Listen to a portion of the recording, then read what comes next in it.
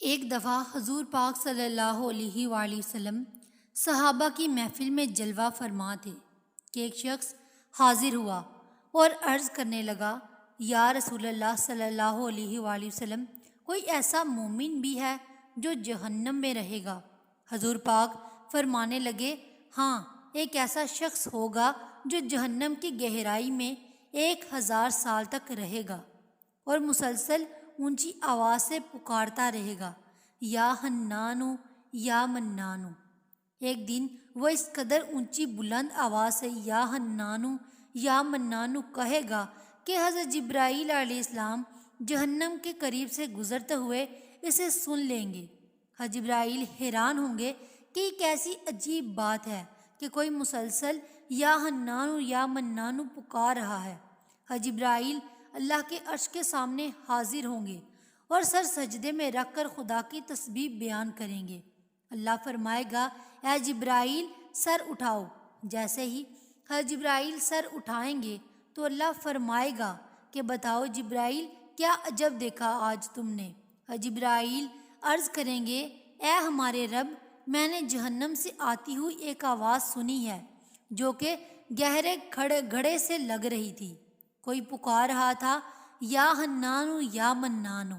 اللہ فرمائے گا، اے جبرائیل جہنم کے 2 رگا مالک کے پاس جا اور اسے کہو کہ جو بندہ یا حنانو یا منانو کی صدا لگا رہا ہے اسے جہنم سے نکال کر تمہارے حوالے کر دے اور پھر اسے میرے پاس لے آؤ۔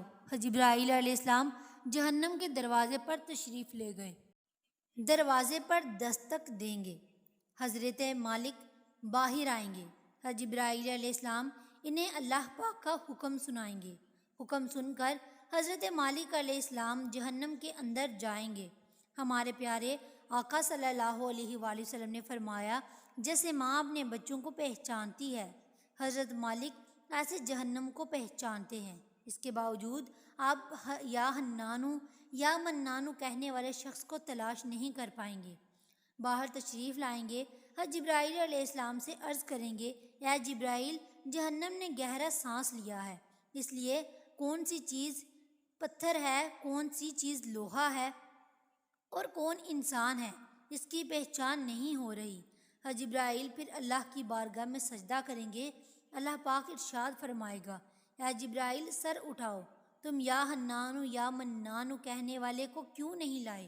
جبرائیل عرض کریں گے، مولا، دروغہ جہنم حضرت مالک نے بھی معذرت کر لی ہے، کہتے ہیں جہنم نے سانس لی ہے، اس کی وجہ سے پتھر، لوہے اور انسانوں کے درمیان کوئی فرق نہیں بچا ہے، تو یہ سبھی جل کر کوئلہ بن چکے ہیں، کسی چیز کو پہچان نہیں ہو رہی۔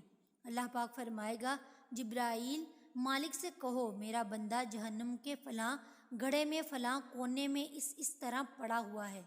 جبرائیل جہنم کے دروازے پر جائیں گے اور حضرت مالک کو یا حنانو یا منانو پکارنے والے کا پتہ بتائیں گے۔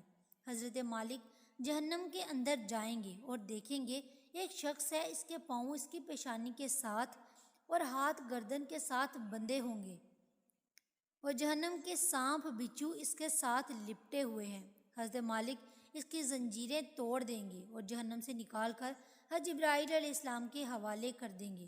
حضرت جبرائیل اسے عرش الہی کے سامنے لے کر حاضر ہوں گے، سر سجدے میں رکھیں گے۔ اللہ پاک فرمائے گا، اے جبرائیل سر اٹھاؤ۔ جبرائیل علیہ السلام سر اٹھائیں گے۔